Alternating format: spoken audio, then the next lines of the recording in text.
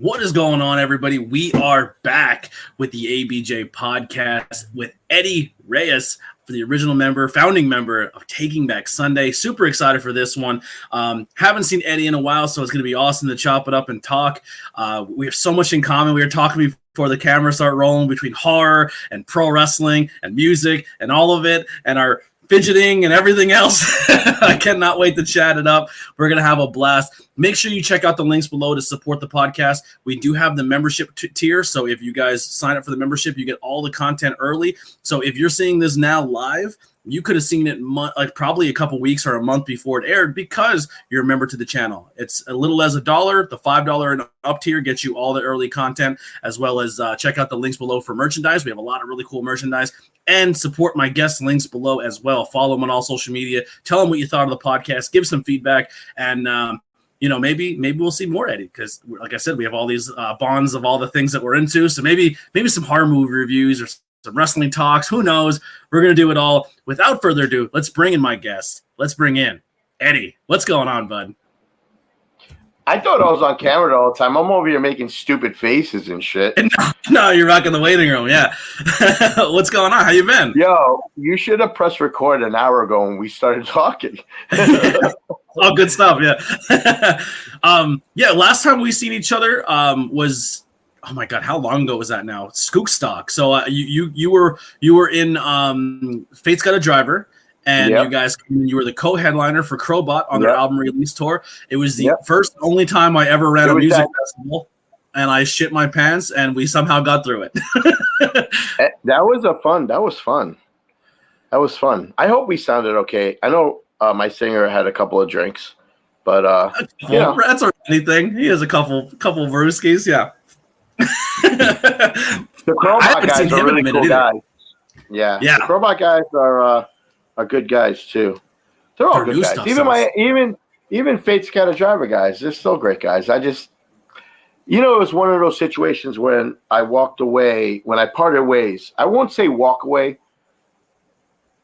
but let's just say when I split ways with Taking Back Sunday, I kind of did that whole, oh my God, that's what I did for 28 years. You know what I mean? So I kind of panicked, and I got a bunch of my friends to start a band with me, and I shouldn't have. And they're still doing it, and I'm happy for them. And they asked me to come back and do it, and I would love to. But it's just I started a band at the wrong time when I should have just focused on me and walked away completely. And that was the product of Fate's Got a Driver. And would you say it was almost like a rebound relationship where you love bombed a girl, but you weren't really in love with her. You were in love with the past relationship, and you needed the comfort. And they're all good dudes, and they're all great musicians. And if I had stuck with it, we probably would have had the sickest full-length album. First album, I still listen to it all the time. It's a great album. It's a great first album. I know, and those are as much as I don't like to, when I did Fate's Got a Driver, it was also very X-band. Like Fate's Got a Driver was originally supposed to be the name of Taking Back Sunday. But really, I changed it. To Taking Back Sunday for more important reasons. It was an homage to someone who passed away, who was a younger brother of a friend of mine who was in a great band that should have been bigger than Taking Back Sunday, and he passed away from cancer. So it was an homage, like a shout out and the whole idea of Sundays matinee shows at CB's with all my best friends so I named the band Taking Back Sunday because Sunday is the most important day of the week. You should spend with your family or people who you love it should be the day that you shouldn't be selfish about yourself. Okay. Yeah. So I changed Fate's Got a Driver, which I was naming it after one of my, a band that influenced me, off of one of their songs in their albums. It's this whole thing, So anyway, a lot of those songs that you heard on that demo EP and all that, those are originally supposed to be for my old band.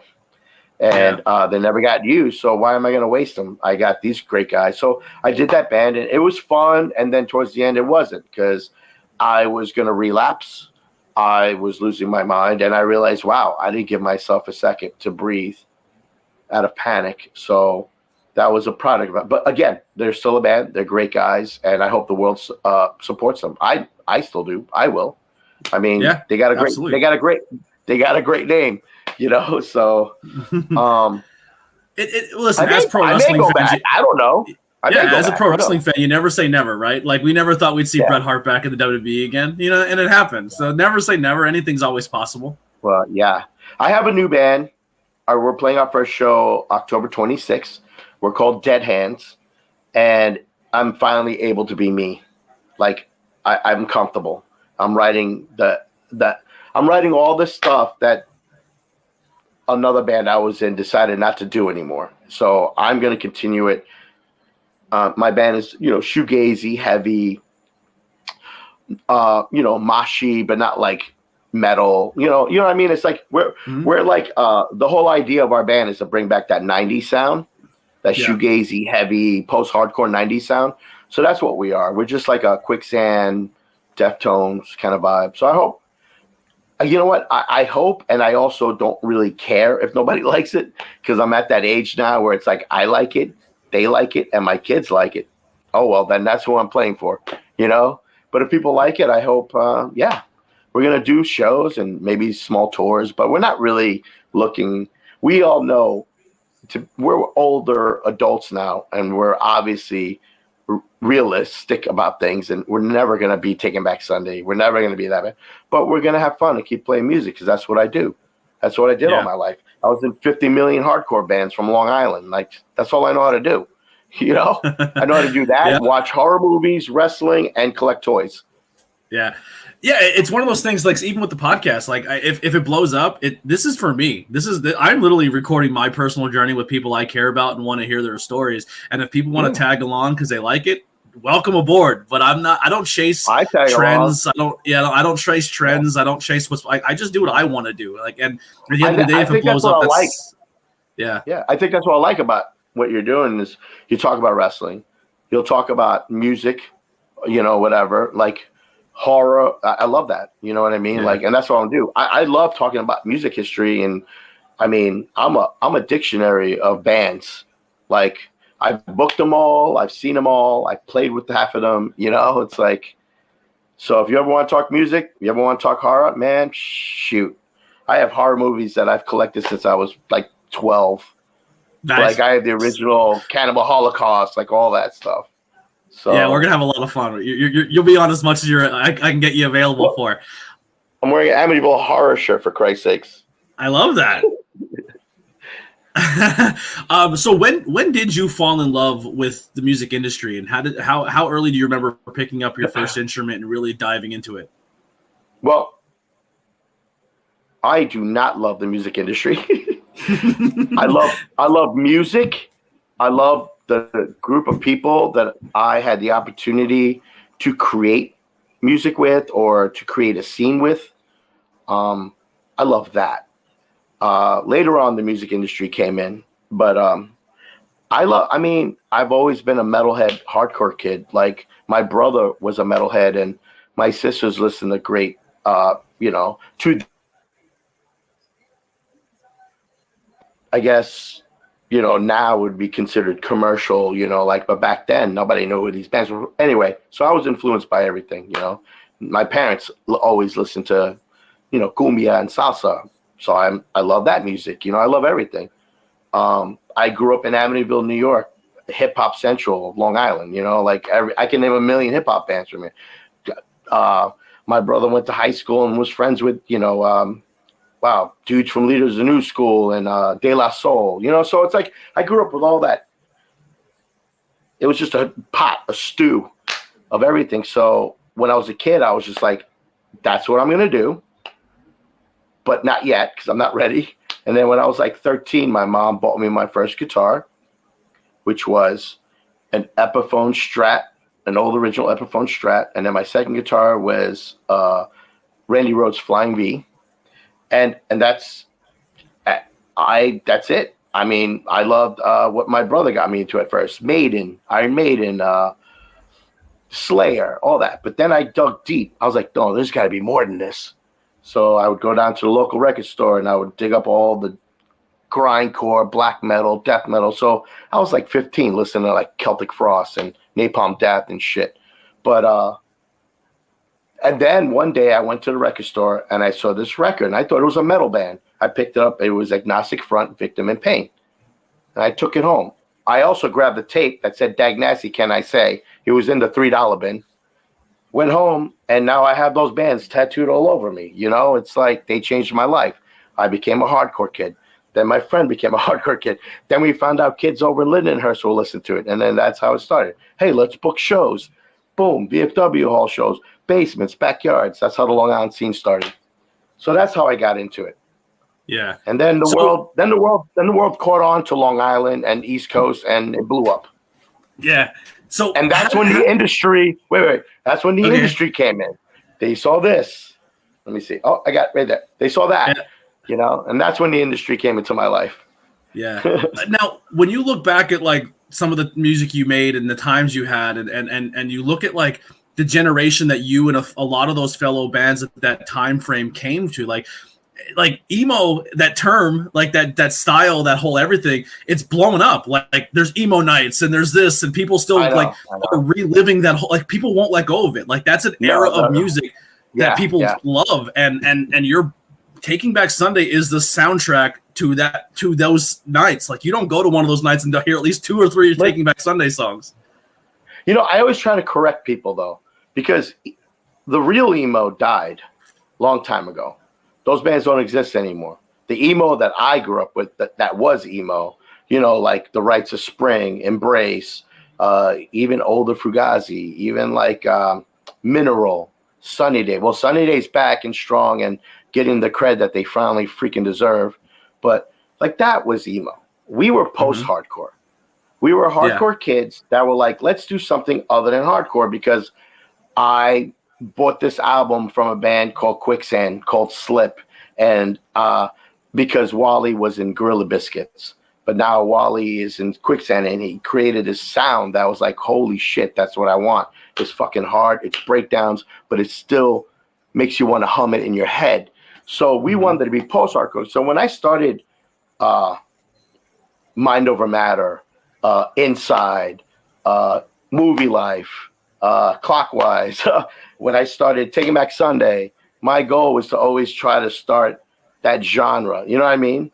But then for some reason in the 2000s, some idiot at Rolling Stone or whatever decided to call this genre emo. So then all the kids caught on to emo, and then all the kids started becoming goth, and all of a sudden emo was black hair and blah, blah, blah, and black nails. And then I was just like, man, we ain't really a part of that. But yeah, I'm also not going to say no to it, because this wouldn't be happening if it weren't for me and like 20 other dudes. You know what I mean? Yeah. So instead of hating on it, I embraced it. So I get it. And emo nights, I was against it, and then now I go and do them, or I'll go hang out in them to meet people and stuff. I get it now, because my emo nights were called 80s nights.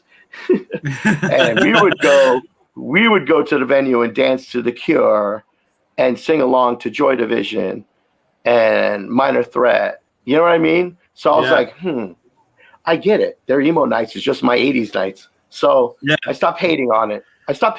You know?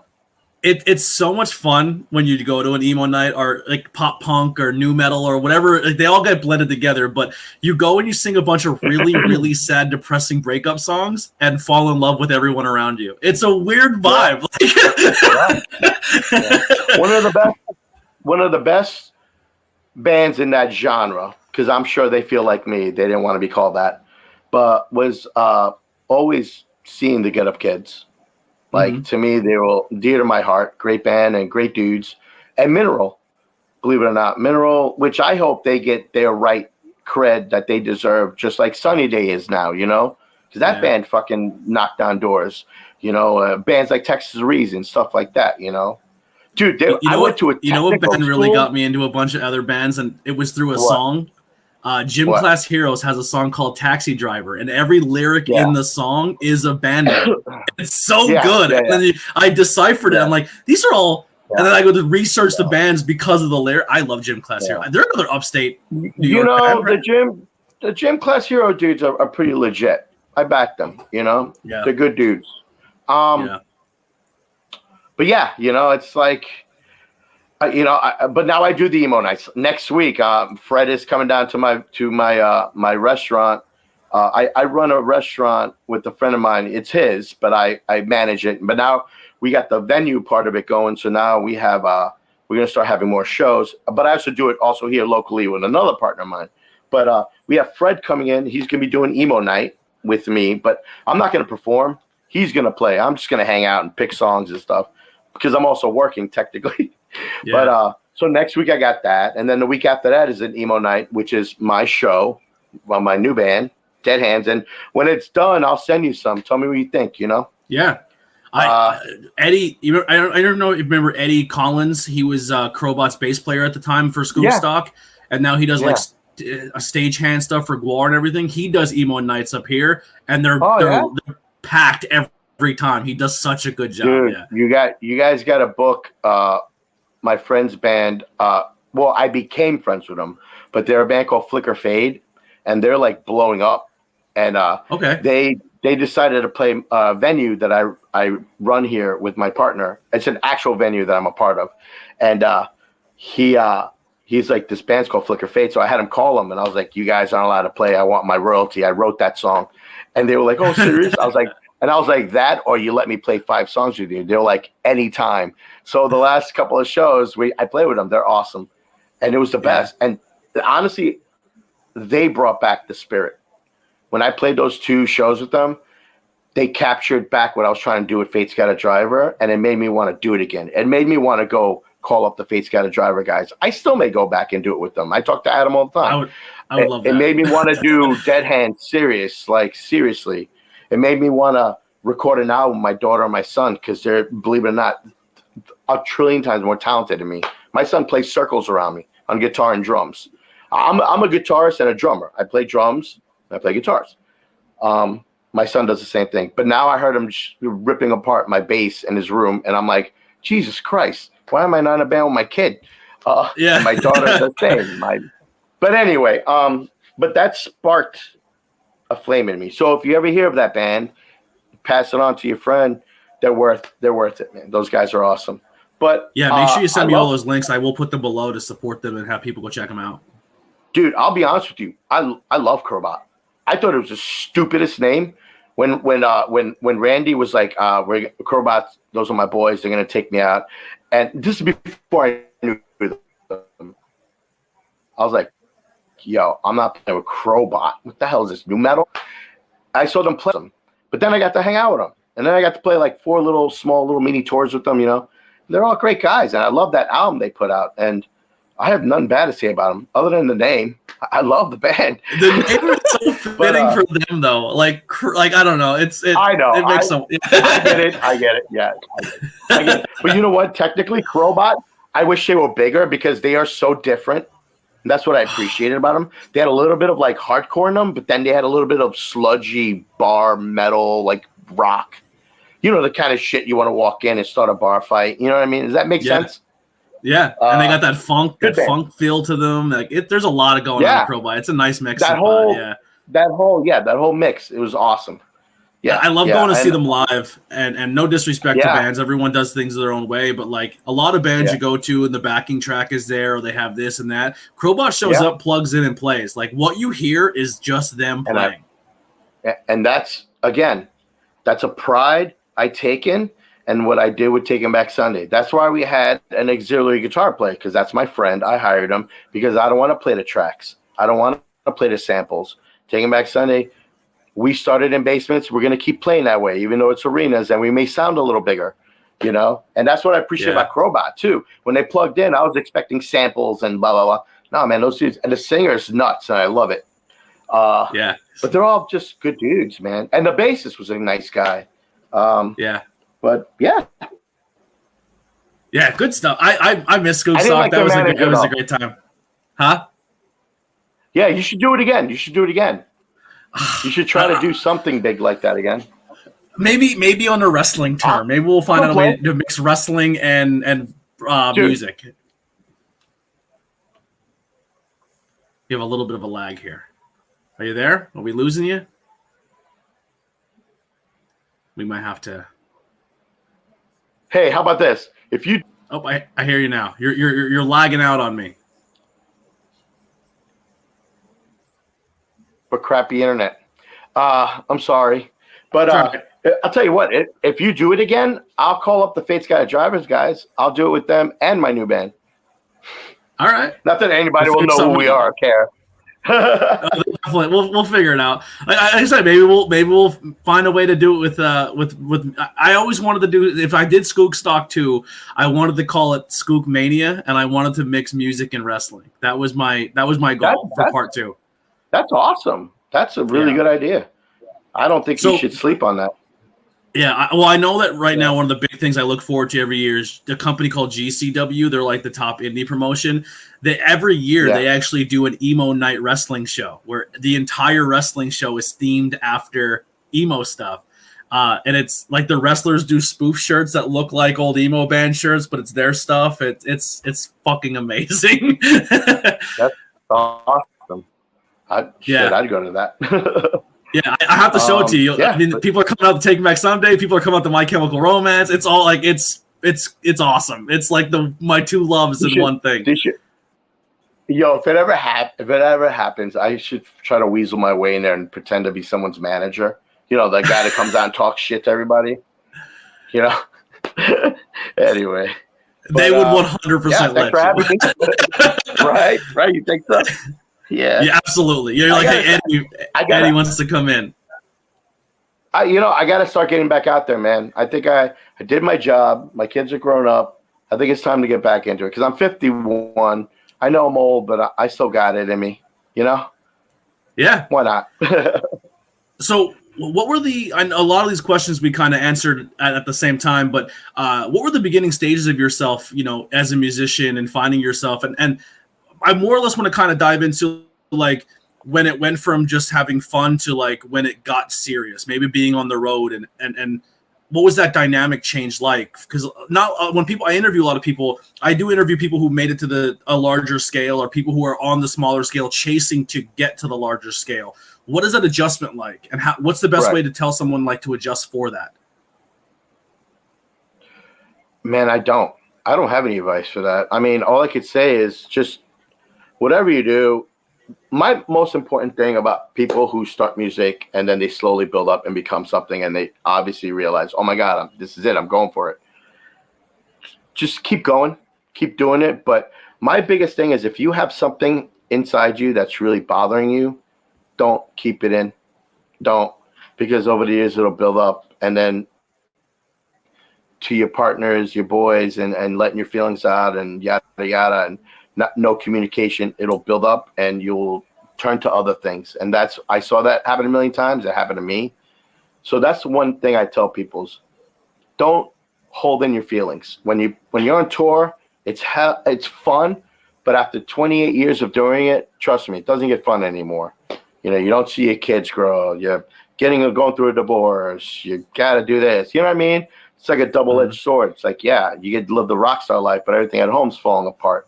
Don't let that happen. What's important is stay grounded, stay focused, always, I tell younger bands this, always have humility, always have empathy. You're no better than any other band, so don't talk shit. There's no point in talking shit. If anything, if you want to build a scene, you support each other. Even if you don't like the band, they're good dudes. That's my advice. How about that?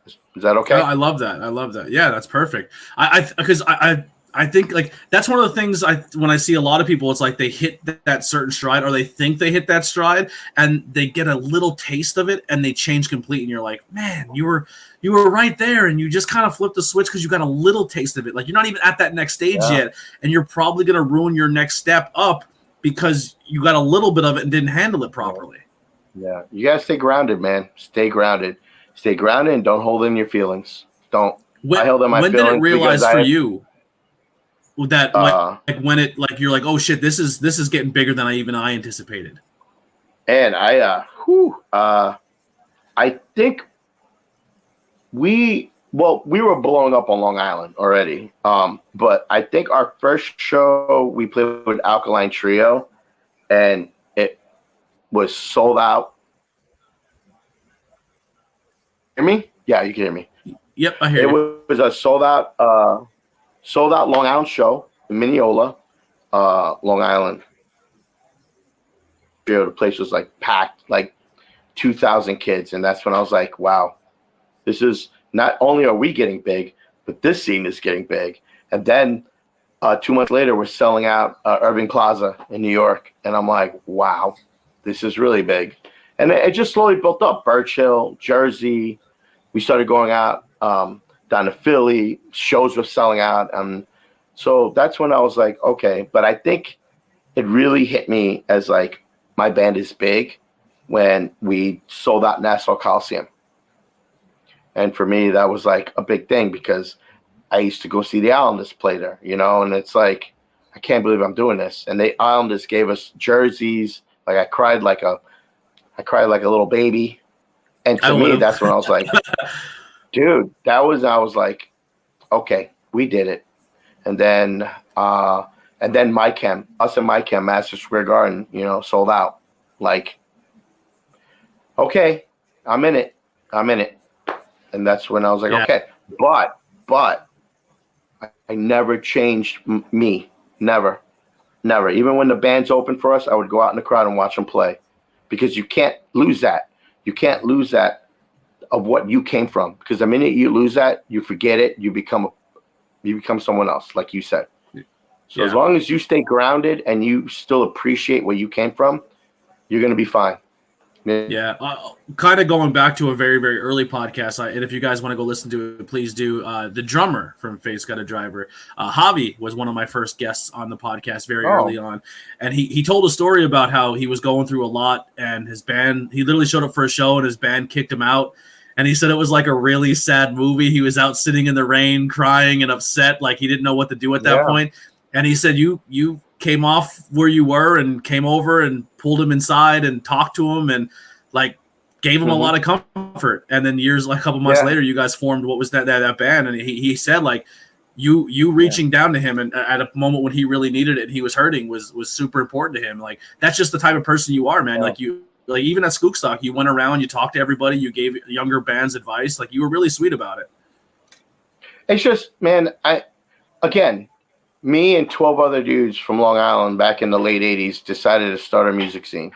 Not that it wasn't happening in other places, but we started to start our music scene the way we wanted it to be. We wanted to take the ethics and the morals that we learned from the New York hardcore scene, from the bands and we were like, we're going to bring it out to the island, the suburbs, and we're going to do it the way they teach us. And the whole point of being a hardcore kid is being honest, have empathy, have respect, not racist, not basically, you know, just be a good person and stay grounded and like build a music scene where you could stay away from the bad things, the drugs, the gangs, because that was all around me, man. And if it wasn't for that, I'd probably be in jail. Who knows what I would have been. But so we took those ethics, and I think just having that instilled in us, I would refuse to let it go, you know. And I think, and I was also older than a lot of guys in my band, Taking Back Sunday, so they didn't understand, you know, I get it. But so maybe that was a lot of conflicts too when I was being an old man, you know, telling people, hey, get your ass out there and sign stuff, you know. So, but it's just important, man. You got to stay grounded. How else are you going to inspire someone to want to keep doing what you did if you're an asshole? Mm-hmm. Like, you know, the Ultimate Warrior is an asshole. I didn't want to go wrestle, you know, but so it's, you know, and I get mad when I meet other bands or I know other bands that are big that get cocky. I'll call them out. I don't give a fuck. They ain't gonna change me. Shit, been here before them, be here after them. Like, and there's a couple of bands that, they burn their own bridges, you know. Yeah. So that's why don't burn your bridges, you know. And Javi, you know, I felt terrible for him, and he was a good guy, and I gave him my number, and I said, you keep in touch with me. And fuck that. And what sucked was the band that kicked them out. I'm friends with them too. They're good guys, you know? So it was like both worlds. I gave them a speech on how they could have done things differently. And I told Javi, you're very talented and you're going to go on and do things. And then when I was in that panic of starting a new band, Javi was the first person I tortured to be in the band with me. And he was tortured, and I feel bad because I was a mess. And it was just bad timing, you know? So, but Javi's a good guy. I'm going to go watch that. Can you hear me now? It's you're buffering. It's giving me a second. I hear you, but it's choppy. All right, I think you're good. All right, I'm sorry. Post. We'll be all right. We'll fix it all in post. 8. I'll wait till you're back here. Yeah. You're not fully back yet. No. Oh.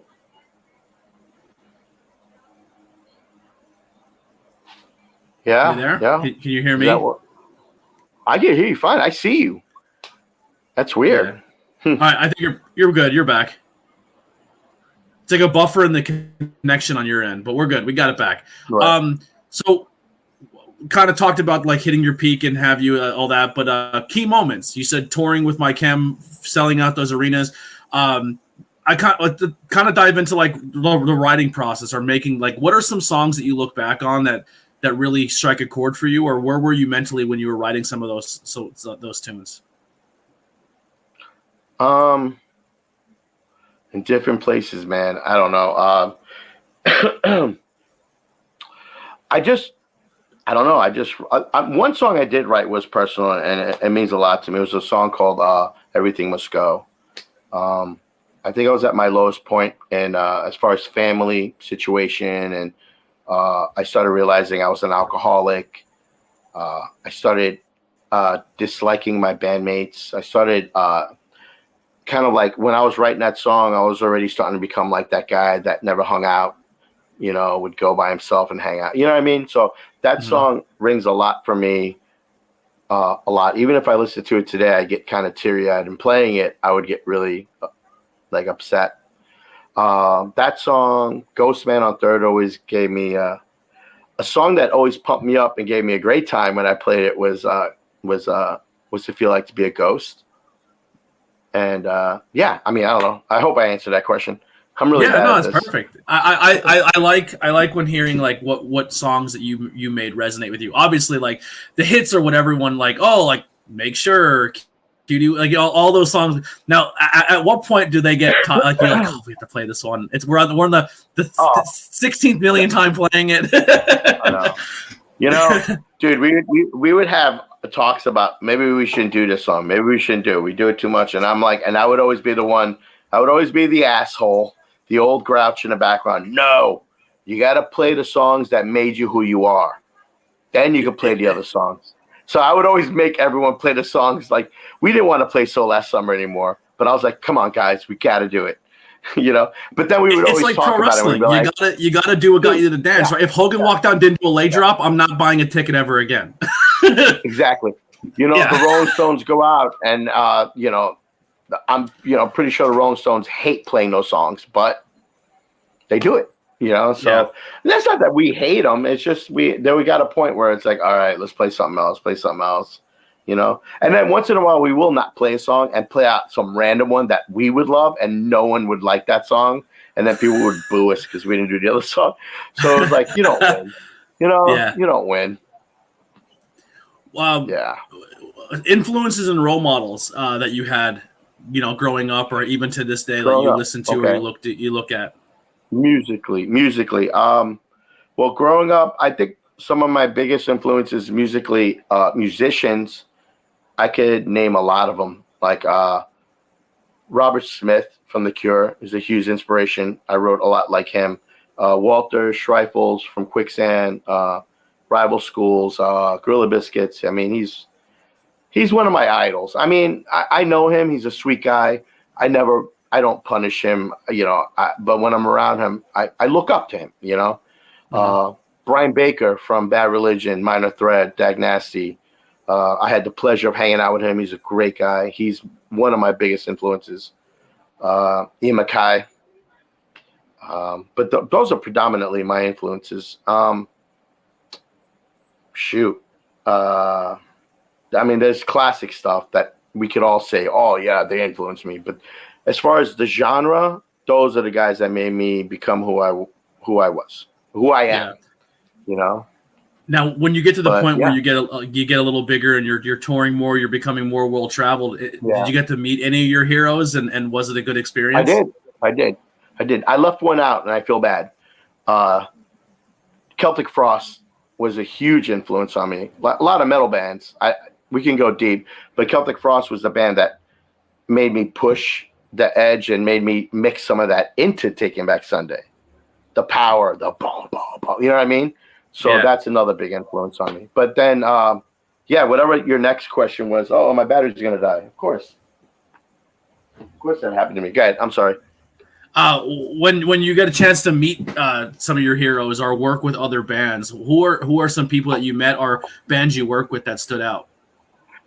I didn't work with them, but I had the honor of hanging out and meeting Zach Wild. I hung out with Zach at a bar in Reno. He showed me Randy Rhoads' guitar because I guess it was a gift to him from Randy Rhoads' mom. He was a sweet guy. He called down his crew and me and Fred, and we signed all the stuff for his crew because their kids were like big fans. So they asked if they could come down and meet us, which is funny. Who else? Tom Araya from Slayer has always been an amazing dude. He actually liked Taking Back Sunday. I met a lot of people. So many people. Honestly, all the people that I thought I was going to meet that were going to be so mean to me or dicks to me all ended up being the best, sweetest people. And that even made me more humble. You know what I mean? It made me be even more like, And funny when you meet the people that you're not really like influenced by or whatever, but they're there. They're the assholes. Yeah. Or the ones that you're like I met a lot of people on TV, like wrestling wise, that like mid-carders or who weren't huge. And they had like a flash in the pan where they had a couple moments on TV or pay-per-views and then they kind of disappeared. And you meet them and they're the coolest people. You're like, oh man, I wish you would have got more because you're such a nice human. See, like, I don't want to meet The Rock. I don't want to meet him. I want to hear that he's a big turd. I don't want to meet I don't want to meet Hulk. I already know he's a turd. I would love to meet Bob Backlund's awesome. Bob Backlund is awesome. Bob Backlund? Oh, is he really? Yeah. Mm-hmm. Wow. Yeah. I would love to meet I would love to meet Sting. I would love to meet Flair. I would love to meet I met Sting. I met Sting. So I got asked to host a I hear you. I got asked to host a convention in Toms River, New Jersey, and the headliner of the convention was Sting. So I'm walking around hosting, and Sting's like right, and I'm just like, I'm like, hey, really good. Like I wasn't a giant Sting fan, but I respect Sting. But I was just like, it's fucking Sting. Like that's the icon right there. That's pretty wild. But yeah, I got to meet him that day. That was pretty cool. I had the opportunity to buy. In passing, I walked by what's his name, Anthony Bourdain, and I high-fived him. And he's really tall and he's really cool. Unfortunately, he's gone. Who else did I meet? Man, I met so many people, and I met so many typical popular Hollywood turds that really are disgusting in real life. And you know what I mean? Like you were very early on. You toured with a very young, early Linkin Park, correct? If I'm correct, right? Yep. We did 2 tours. We did 2 tours. We did 2 tours with Blink. And we did that giant tour with Linkin Park, and it was great. Good guys. I mean, I wasn't necessarily a huge Linkin Park fan, but I respect them. And Chester was such a great guy, and all those guys, they're all sweet guys. Like. They're all family dudes. They're just like us, and it's sad when Chester passed away. But they were great to us. The Blink dudes are Tom DeLonge is hilarious. I mean, he's a good dude. Like I didn't really get to meet. That's all Blink right there. All those pop figures are Blink. Like I never really got to. Because I'm not like one that's like super impressed. Or one that's intimidated because I've been around a long time too. They're probably into bands that I probably were in. You know what I mean? So I wasn't like, I was like, ooh, Blink. I was like, what's up, guys? Walk right by them. But they're good dudes. I didn't really talk to Travis at all because he's not very, he keeps to himself. But he'll look at you and be like, what's up? But he had a Can I Say tattoo on his chest, the Dag Nasty Can I Say, which I have, but it's in Cantonese over here somewhere. Anyway. And I was like, yo, dude, sick chest tattoo. And he was like, thanks, bro. And he saw my Dag Nasty tattoos, and he was like, cool. That was the only time I talked to him. But I mean, I had the opportunity to tour with so many. Placebo, amazing. I love them. I meditated with them. I hung out with them. They're great guys. You know what I mean? Who else? So many bands. Yeah. Shared a bus with Slipknot at a festival. Hilarious. Like the best. So now, when you look at like a Blink-182 band who went through so much turmoil and went through so much ugliness and like how they hated each other and said they'll never be on tour, and then went through some extremes to kind of come back together and like rekindle that. Like for me, like I went through a pretty low spot, and that new album came out and then came back together. Like that was super inspirational. Just how you were saying before, have that conversation. Don't let it get out of control. Like talk to people. Just say, hey, here's where I fucked up. Here's where you fucked up. Can we, even if it never creates an art again, you at least have that peace of mind of you don't hold on to that baggage. I wish I had done that. That's in the 7 years of me fixing this brain and just what I went through, I wish I had been more outspoken, but there's a lot of things in the TBS camp that are, it's the way things are, the way things roll, and I should have let my feelings out more, I think. And then maybe I probably still would have been there, but unfortunately, but now I know, but I don't know. I mean, maybe one day I will bump into those guys and we'll sit down and have it out, and maybe I will go back, or maybe they'll have me back. I don't know. You never know. You never know what the future holds, but as long as you're on your end, you're open to burying hatchets. That's good. Yeah, and let's not sugarcoat this. If one of them saw this, or my ex-manager saw this, they can't argue this. It's my band. I started it. I named it. I wrote half those songs. They could sit there and go, how can he say that? They wouldn't say that because they can't, because it's true. I'm not lying, So it's sad that I'm not there with my child, but at the same time, I'm also happy for them that they carried it on. You know what I mean? It's just so many different things that now that I've been able to fix this, I could say without having it be nasty or not what I wanted to say. You know what I mean? So yeah. How long was that process of kind of like, was there a moment where you didn't want to talk about the band, listen to the band, be a part of it? Because after the separation, where you had to heal or figure that out? Dude, it was so bad that I sold stuff just to get it out of my face. Yeah. Like I literally, when I did that emo night a couple months ago, I had to relearn songs that I wrote. Like that's how bad I put it in the back of my head and wanted to like just not. Dude, it sucked so bad that I would go to a gas station, put the card in, and the TV screens pop up. Literally, One time it was Taking Back Sunday doing an interview talking about a show they were doing. And I'm like, I really looked up and I was like, really? Fuck me. You got to be kidding me. But then there's a big part of me that I miss those dudes. Even though we didn't get along all the time, we were brothers. You don't get along with your brothers or sisters all the time. You know what I mean? So there's things I could have done differently, a whole lot. And there's things they way could have done differently with our parting, but it is what it is. It was a long time ago. I'm 51 and now. I'm too old. I don't give a shit. I have more important things in life to worry about, and if we could sit down as adults, I would love to go back. I miss those guys. I would hug Adam. But Adam walked in that door right now, I'd probably hug him and cry, but it is what it is. It is what it is, man. You take any group of humans. Garbage. Yeah. You take any group of humans and you stick them on a bus or a plane or anything and just, hey, you're going to tour the world every single day for almost 20 years. You're going to find things that hate each other because you're always around each other. Like Aerosmith used to get high and shoot guns at each other. You know what I mean? Like, I mean, and think about it. Like, I needed recovery. I needed to get better, but I also needed people to stand by me as brothers.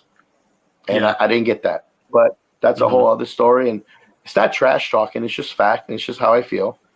Yeah. But I still love them. I haven't talked to some of them, but I get it. When John and Sean decided to quit, we didn't talk to them for like 9 years. But it happens. Like I said, I don't know if it's ever. I don't know if they would ever have me back. I don't know if I would ever go back. It's just, I'm just saying. Yeah. But when I think people you ask having me, that peace of mind of saying that you're a piece of how it went down. You hold no resentment. You yeah, hold no baggage. oh yeah, I think mentally no, that's healthier for you than even going back or doing any of that. yeah. I mean, one of the things you learn about and that you learn in the 12 steps is you gotta get your amends out, get rid of your animosity. You know what I mean? And you gotta focus on, you gotta get more humility. You gotta get humility. You gotta have empathy in your life. And honestly, like as much as I don't really go to AA meetings anymore, I don't because the ones around me got a little too negative, so I had to walk away. But I still support it. I listen to it on podcasts and all that. And it's the truth about an addiction is just you don't know how to handle it because you don't know about your mental illnesses. So you learn how to hide them through drugs, alcohol, and that's what I did. So now that I learned what the hell I was doing wrong, now I know how to handle situations differently. And so I think now I have no animosity towards them. It's one of those, I miss them a lot, not because I wish I was on stage. Even if I never went back to the band, I would still tell them that. That's basically like something I would like to get off my shoulder, But other than that, I mean, like I said, I'm back to music. So I'm going to try to do this band again. Yeah. So let's kind of shift to that. So what goals do you have your set personally or in the world of music? Like what are some goals you have set for yourself right now? Just to get back out there and play. I don't care if it's a backyard, basement, a small bar, a big festival. I'm ready to play shows again. Where are you based out of? Are you in New York or are you Ohio? Where are you out of right now? I'm out in Ohio. I'm out in Sandusky, Ohio. Yeah. And I think in 2 years we plan on moving to PA.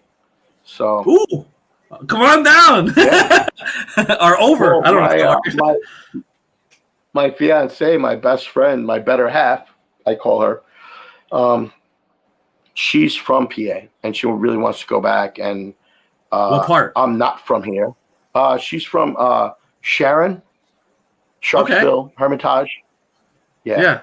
So we have an awesome music scene. There's a lot of people who would love to jam with you. So come to PA. We'll get you hooked up. Great. That's another reason. I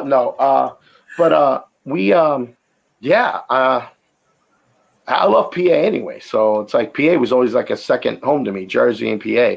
I always played shows there, I mean, we used to play shows. My old hardcore bands, we used to go out to Burning Hands and Blue Balls, all those random freaking places. Pennsylvania has wild names. Intercourse, yeah. I love it. Intercourse. Yeah. Listen, there's Intercourse. Right after Intercourse is Burning Hands.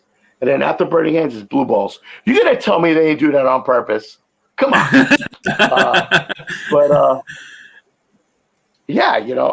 But so that's my plan.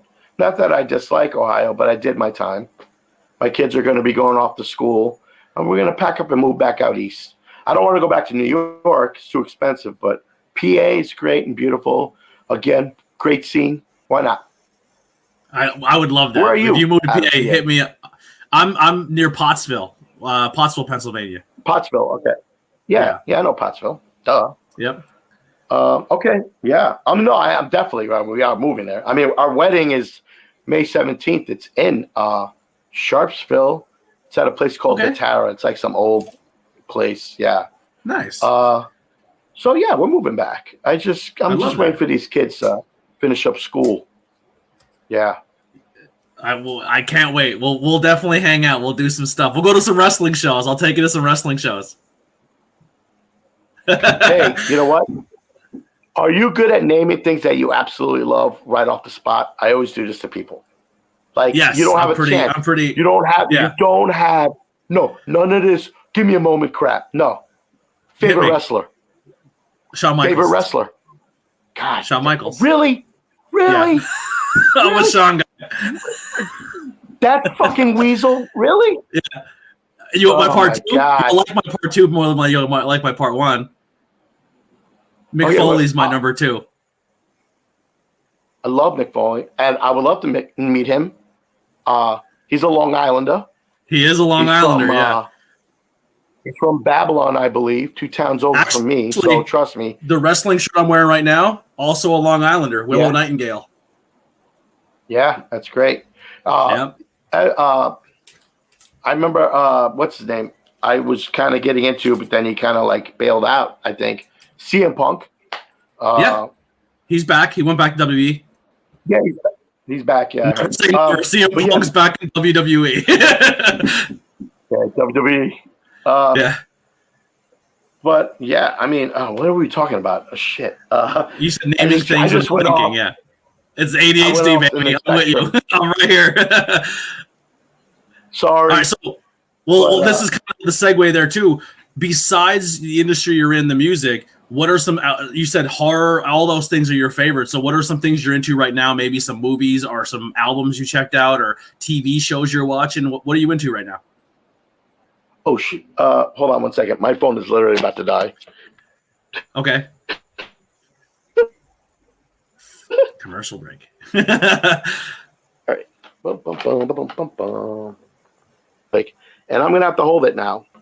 Okay. Shutting down. Oh no!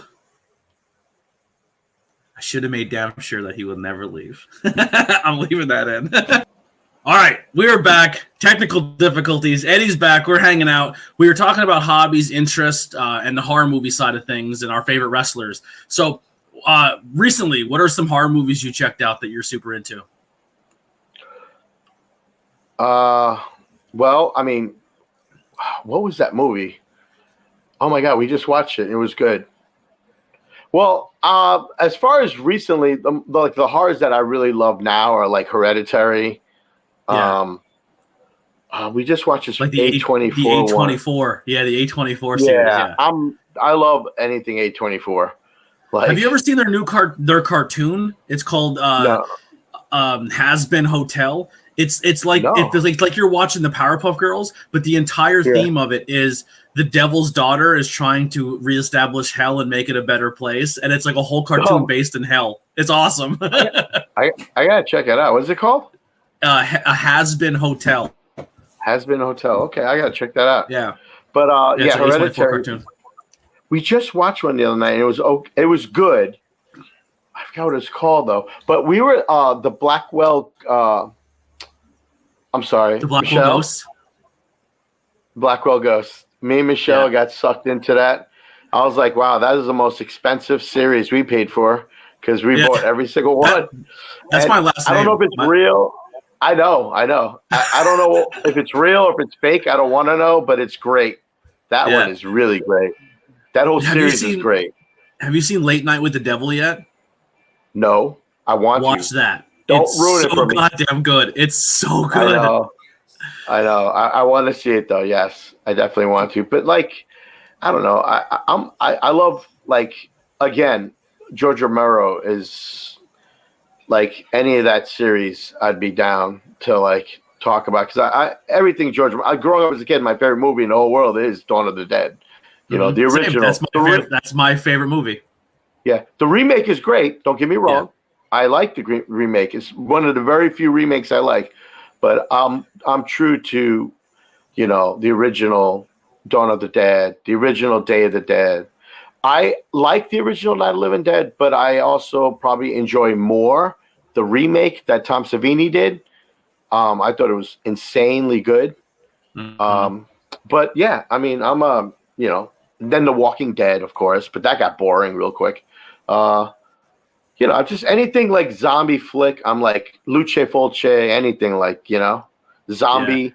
Yeah. One of my favorite movies. You know, it's like well, it's pretty cool that you want to move to the birthplace of the zombie, Pennsylvania. We pretty much made it. Romero's from Pittsburgh. Actually, I said that to her. I was like, I don't mind going back. I mean, I used to go to the museum when it was in Pittsburgh. I've never been to the mall. That's like a bucket list for me. I want to go to the Monroeville Mall. Yeah, Monroeville Mall. That's crazy. But and then I was into like a lot. Not like, of course, I'm obsessed with Star Wars. Duh.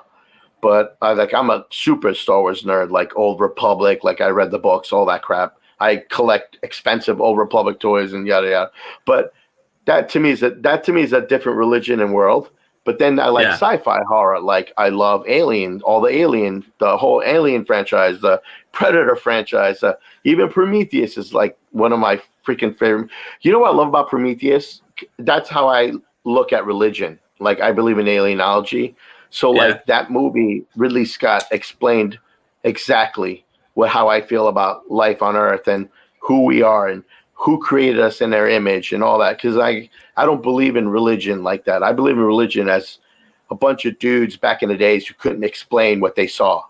You know what I mean? So they didn't know what science was. All that crazy shit. Like, they left someone behind. No, seriously, they left someone behind to teach us to be like them. We fucking killed him. His name was Jesus, So it's my beliefs. So anyway, back to the Prometheus. I love that movie. Like, but I love like sci-fi horrors. I love one of my favorite movies is Deadly Spawn. It's like an old 70s. Oh, it's terrible, but it's great. Okay. And one of my favorite zombie flicks next to Dawn of the Dead is Children Shouldn't Play with Dead Things. Another great one. I have to look that one up. Oh yeah.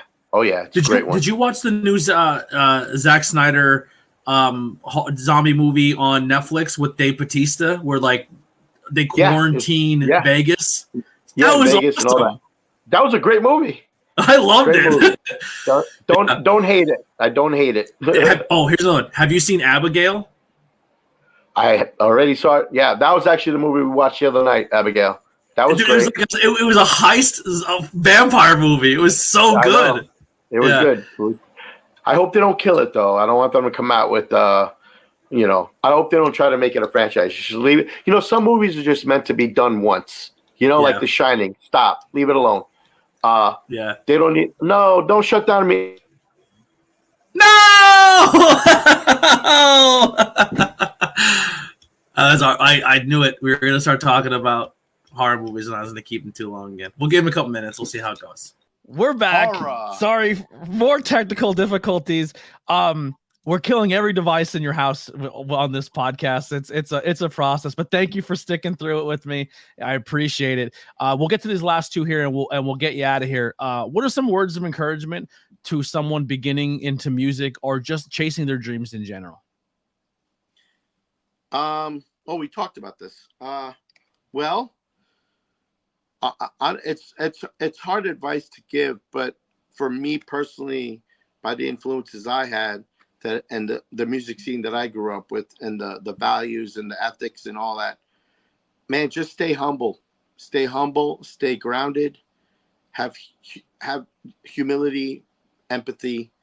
Like I was saying earlier, no one needs to be better than anyone else. Everyone is original. Everyone has taken time out of their lives to create their art. And if some people don't appreciate it, that's their problem. But there's no reason to criticize or care about anyone else. So when bands hate each other or compete, there's no reason for that. If anything, everyone should my best advice is respect other bands, even if you don't like them, work together, because it's only going to further yourself and them. So just, stay grounded, focused. If you have feelings, do not keep them kept up in you. You have to have communication. Let the other people know that, hey, I don't like what you did. Because if you let that build up inside, like I did all those years, because I didn't know how to, I didn't realize that I was hyper focusing on that. And alcohol was my getaway from my depression, because I didn't know how to open my mouth. Because, again, later on, I was diagnosed with on the spectrum ADHD, but now I know these things. So now I can tell people it's just stay focused, man. Like, you got to communicate, get your feelings out, because if you keep them pent up, you're just going to explode and go crazy and become addicted to something to numb the pain. So for me, it's communication and staying grounded, because you're no better than anyone else, and you wouldn't be anywhere if it weren't anyone else. So always respect those around you. And I know I sound like a cheesy parent right now, but it's just my own experience. Yeah. Thanks, Dad. Whatever. Yeah. And the last one here. What are you grateful for, and are you currently happy? Am I currently happy? I'm so happy. I have the best friend in the whole world. Her name is Michelle. She is from PA. She is from a small town called Sharpsville. And makes me very happy. She's letting us use her phone to finish this interview. I know. She's not even looking at me. She's like brushing her hair. Anyway, my kids are my life. I love them. I almost feel like it's a blessing. I almost feel like whatever higher power energy that looks over me made me go through that shit just so that I could actually come home and focus on what was more important than music, and that was my children. So I got to spend the last 7 years raising those kids, you know? Yeah. And I'm grateful for that. I'm grateful for the music scene that I came from. I'm grateful for all my friends who decided to scrounge up some money and rent the VFW hall and start throwing crappy shows that became who we are. So I'm grateful for everything, you know? I'm grateful for you. I'm grateful for you. Because we like the same movies. However, your wrestling choices are terrible. I will give you that. And, so we're actually doing, I don't know if you've seen the last Tornado Tag, but we're doing a political-ish episode where my buddy has his candidate and I have my candidate, and we're going to do a bio of their history of each of their careers. And then the next episode's us debating who's better and who gets more sides. So it'll actually be, he's doing Bret Hart and I'm doing Shawn Michaels. Disgusting. Yeah, every time Shawn Michaels would come out, I'd be like, what a douche. But going back to it, I just want to say I'm insanely grateful and happy for you. I'm glad we've made this friendship and we still talk and everything, because I want to be honest, man. A lot of my really close friends, a lot of the people I really care about is because of the local music scene and music in general. And I know it's miscategorized, but those emo nights, man, I made a lot of friends. Like, I went to London to go see a wrestling show, went to an emo night there, and with just a bunch of complete strangers in a room.